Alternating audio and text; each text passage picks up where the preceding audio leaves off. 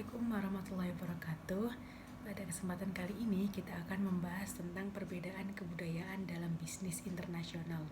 Sebelum kita memulai pembahasan, perkenalkan nama saya Syafiria Widiatamaka. Saya merupakan salah satu mahasiswi jurusan manajemen Fakultas Ekonomi dan Bisnis UPN Veteran Jawa Timur dengan NPM 190120101877. Video ini dibuat untuk memenuhi tugas bisnis internasional dengan dosen pengampu Bapak Rega. Oke, kita lanjut ke pembahasan kali ini. Pertama-tama yang akan kita bahas adalah perdagangan. Apa sih perdagangan itu? Jadi perdagangan itu adalah proses tukar-menukar yang dilakukan atas kehendak sukarela dari masing-masing pihak yang terlibat untuk mendapatkan manfaat atau keuntungan. Pada kenyataannya, dalam memenuhi kebutuhannya, suatu negara belum mampu untuk memproduksi seluruh barangnya sendiri tanpa menerima bantuan dari pihak lain. Lalu bagaimana solusinya? Nah, seiring dengan berkembangnya teknologi, memungkinkan suatu negara mengadakan hubungan dagang dengan negara lain atau mengadakan kegiatan ekspor-impor. Dari pengertian perdagangan tadi, maka dapat disimpulkan bahwa perdagangan internasional atau international trade dapat didefinisikan sebagai kegiatan transaksi dagang antara satu negara dengan negara lain, baik itu berupa barang maupun berupa jasa, dan dilakukan melewati batas daerah suatu negara. Sebagai contohnya, perdagangan internasional antara Indonesia dengan Jepang, dengan Cina, Amerika Serikat, dan juga negara-negara yang lainnya. Nah, kenapa sih negara-negara di dunia melakukan perdagangan internasional? Kita akan bahas faktor-faktor pendorong perdagangan internasional. Ada beberapa faktor yang menyebabkan terjadinya perdagangan internasional. Faktor-faktor tersebut diantaranya yang pertama adalah perbedaan sumber alam.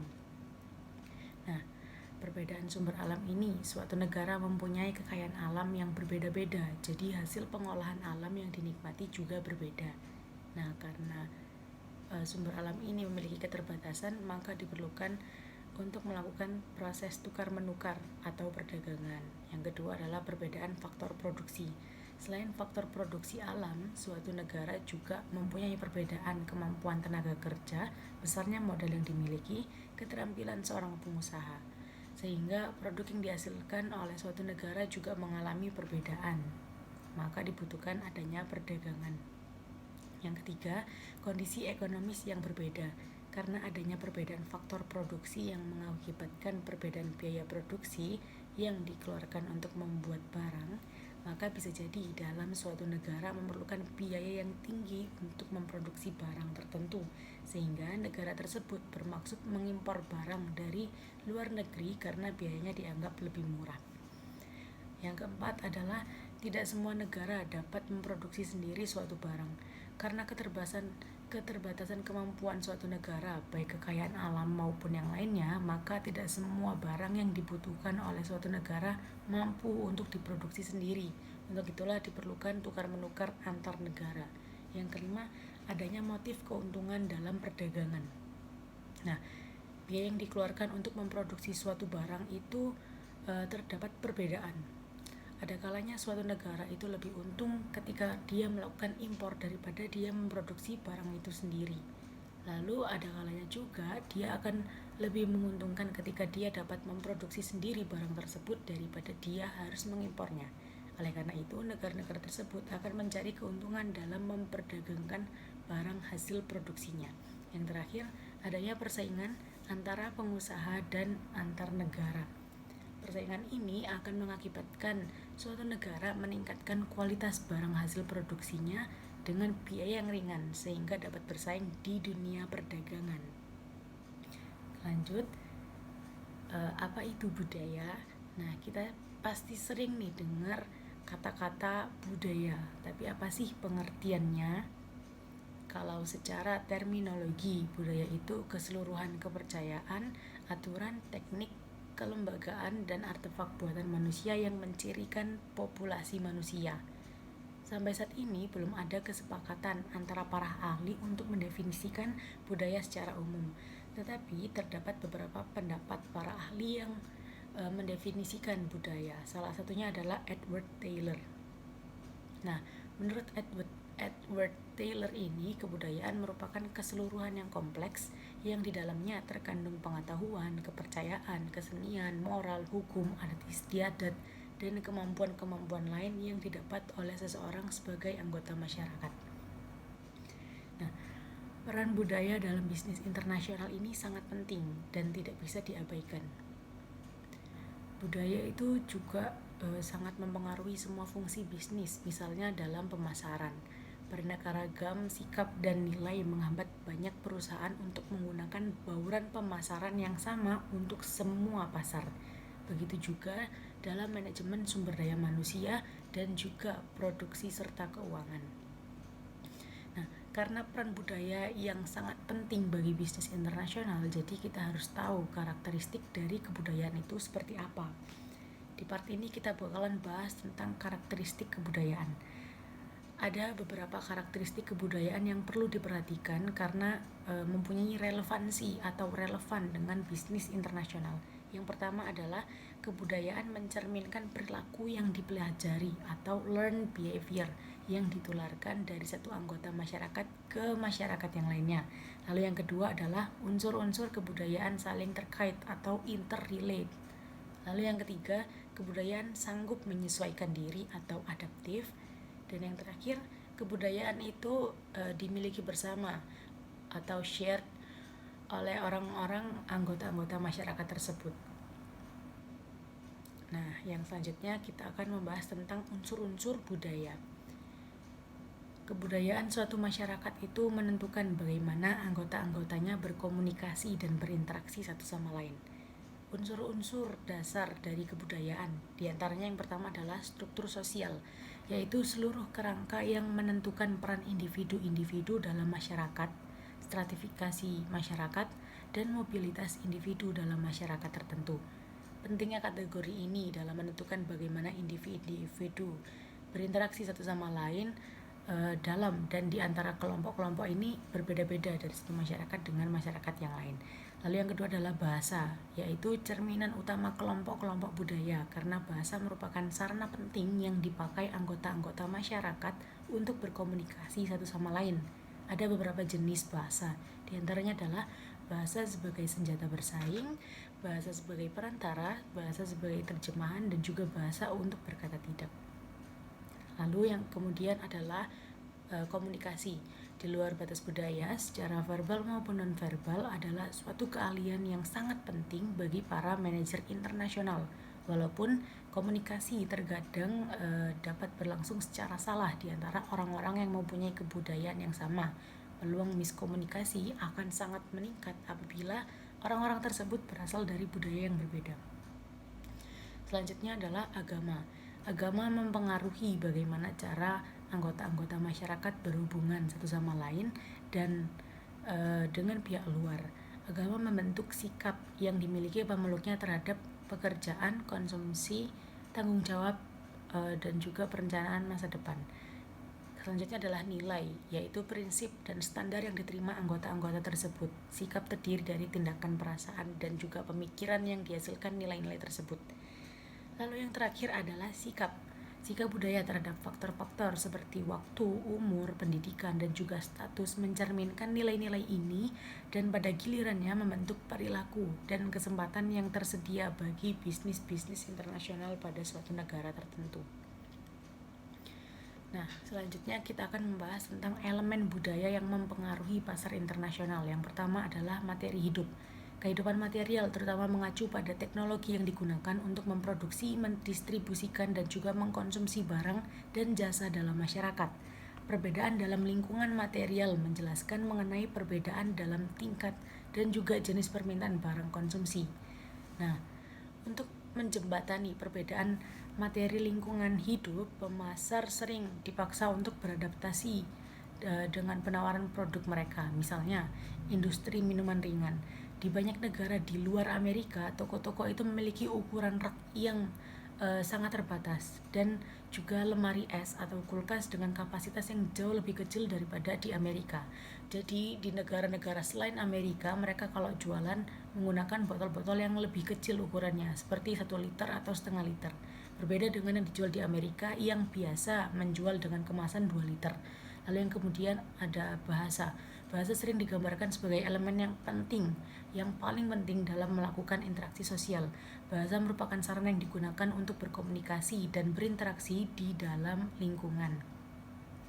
Dua aspek bahasa menjadi dasar bagi pemasaran internasional, yaitu penggunaan bahasa sebagai alat komunikasi dalam budaya dan juga keragaman besar bahasa di seluruh dunia.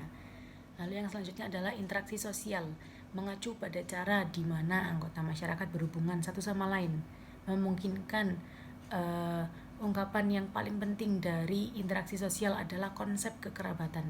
Contohnya adalah dalam budaya Cina, yaitu guangxi. Guangxi merupakan bentuk penting dari interaksi sosial dalam konteks bisnis. Guangxi yang kira-kira berarti koneksi sangat penting dalam berbagai situasi, seperti untuk melakukan kesepakatan, negosiasi, distribusi, dan juga mendapatkan izin usaha, serta mendirikan usaha patungan.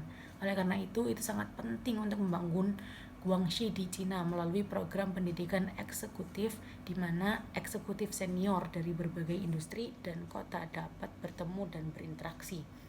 Lalu ada estetika. Estetika ini mengacu pada ide-ide dan persepsi bahwa budaya sangat menjunjung tinggi keindahan dan rasa yang baik.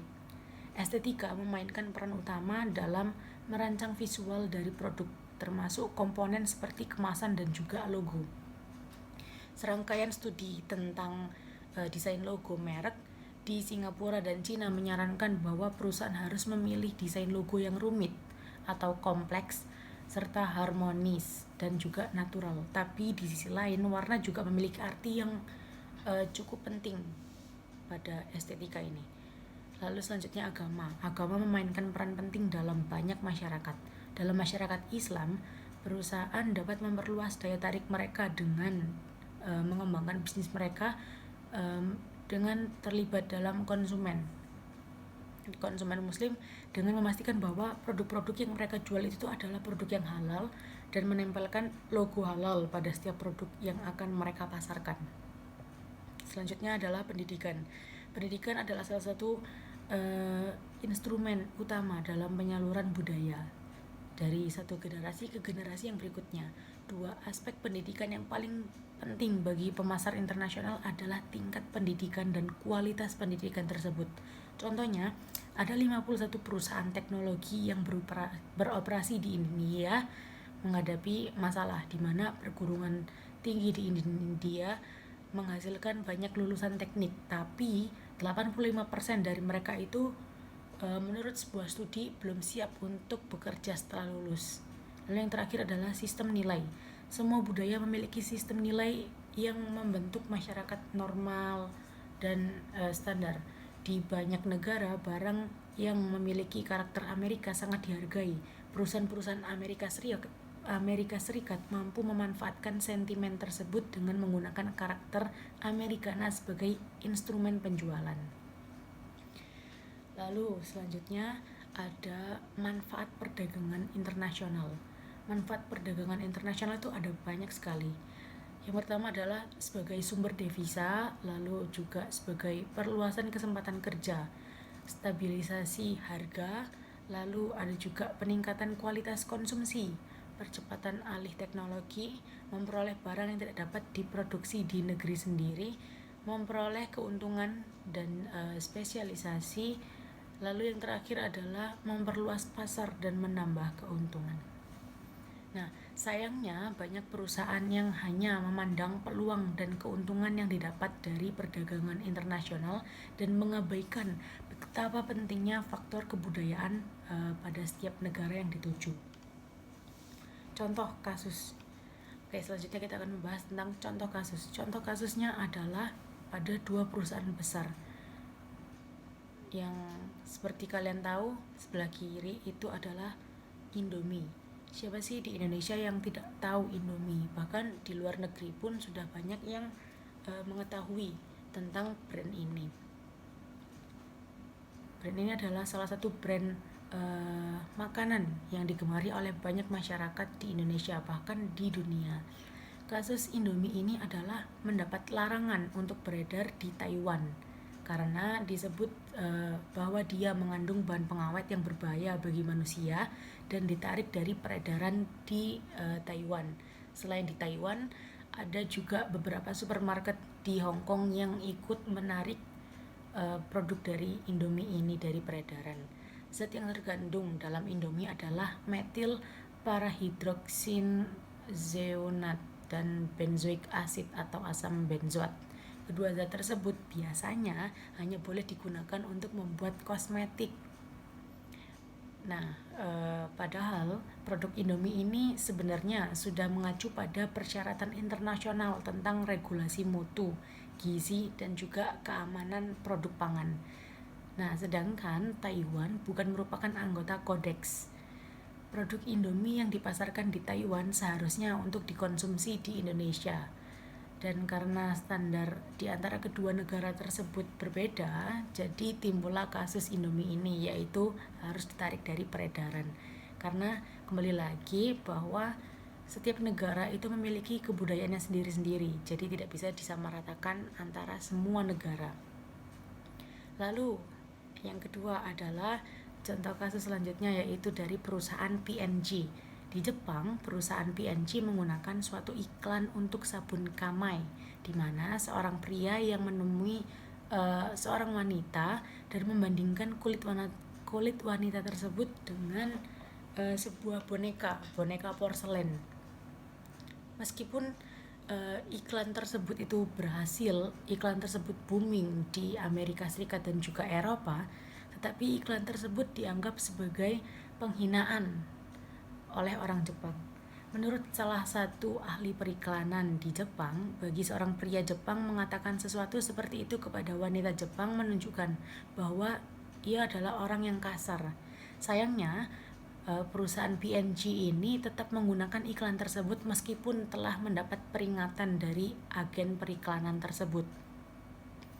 Selain itu, P&G juga melakukan kesalahan lain karena kurang memiliki pengetahuan mengenai budaya bisnis.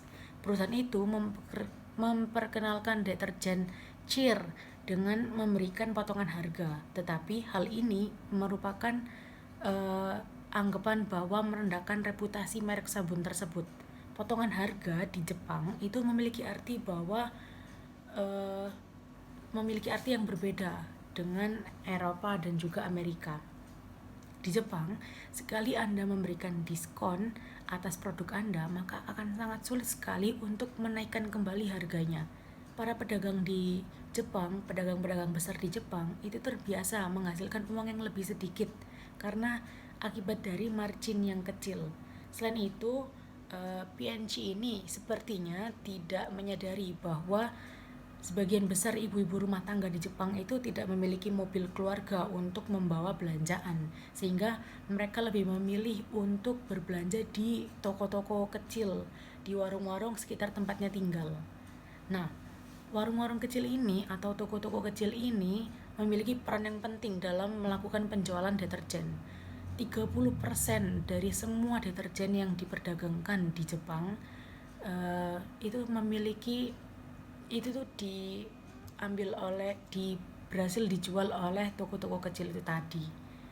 Nah, berdasarkan kasus dari perusahaan P&G di Jepang ini dapat disimpulkan bahwa pentingnya memahami budaya negara yang dituju dalam menjalankan bisnis internasional. Dari case tersebut dapat disimpulkan bahwa budaya memiliki pengaruh terhadap bisnis internasional.